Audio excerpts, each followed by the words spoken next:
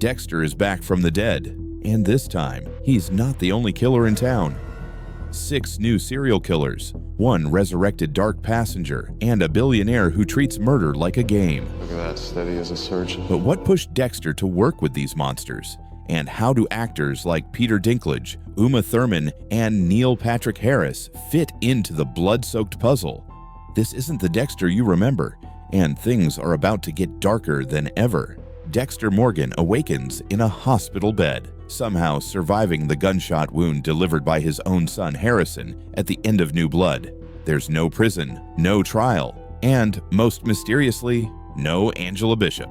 Despite knowing Dexter killed Coach Logan, she's nowhere in sight. It's like the world moved on, and Dexter was reborn in silence.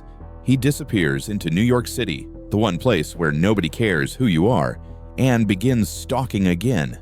But now, instead of hiding his urges, Dexter is being rewarded for them.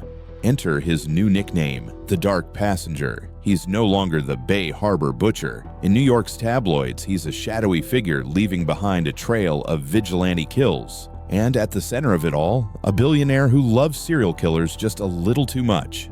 Peter Dinklage plays Leon Prater, a rich, powerful recluse with one obsession: serial killers. He collects them like others collect art or watches. He doesn't just study them, he employs them. Dexter becomes one of his most prized assets. Prater gives him freedom, protection, and, most importantly, a purpose. But Prater's motives are twisted. He's not interested in justice. He wants control, and he's brought together a group of highly dangerous individuals to do his bidding. This is the first time Dexter has been surrounded by killers like him. But without the code. That's what makes this season explosive, because Dexter's not just walking among predators, he may be planning to eliminate them. Let's break down the 6 new killers Prater has pulled into his orbit.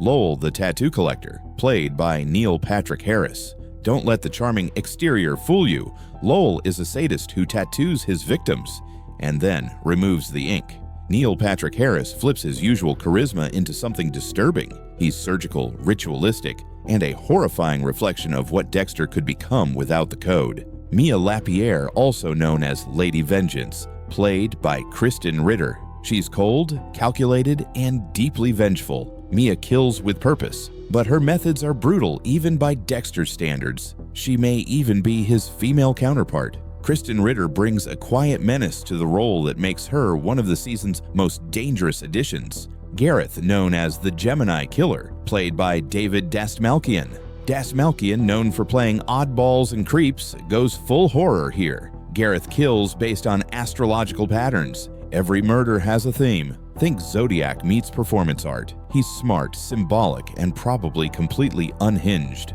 Al, nicknamed Rapunzel, played by Eric Stonestreet. This casting is wild. Stonestreet, best known for comedy, now plays a killer with a disturbing obsession with hair and captivity. The nickname Rapunzel comes from his victim's long locks. It's creepy, it's unexpected, and it's exactly the kind of twisty character this franchise loves.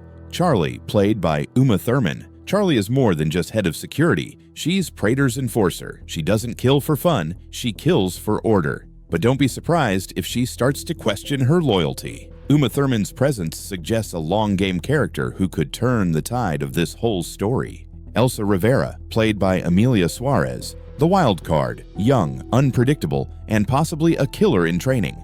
Elsa's role is still shrouded in mystery, but set photos show her tangled in the chaos. Will she evolve into the next dark passenger or the season's biggest victim? Meanwhile, Harrison isn't out of the picture. He's alive, working at a high-end hotel, and he's dragging body bags through the hallways. Looks like he's following the code too. Batista, now fully aware of Harrison's darkness, seems less like an enemy and more like a reluctant guardian. He confronts both father and son, hoping to save what's left of their humanity. And while Dexter claims he's tired of being careful, it's clear that his old conscience isn't gone. James Remar returns as Harry, Dexter's adoptive father and moral compass, but he's not alone. John Lithgow is back as Arthur Mitchell, the Trinity Killer, and Jimmy Smits returns as Miguel Prado.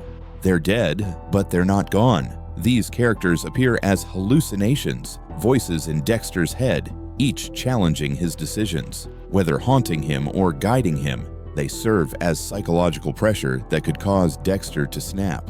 And then there's the speculation around Brian Moser, Dexter's brother. The ice truck killer may appear in the finale. Teased wardrobe shots and actor posts all but confirm it. If he returns, it could blow the entire ending wide open. Dexter isn't the only monster anymore. He's surrounded by killers, ghosts, and a billionaire who sees murder as power.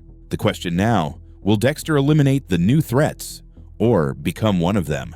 Let us know in the comments, which new killer are you most excited to see? Hit that like button, subscribe for weekly breakdowns, and get ready, because Dexter Resurrection drops July 11th. And this time, the bodies won't be so easy to hide.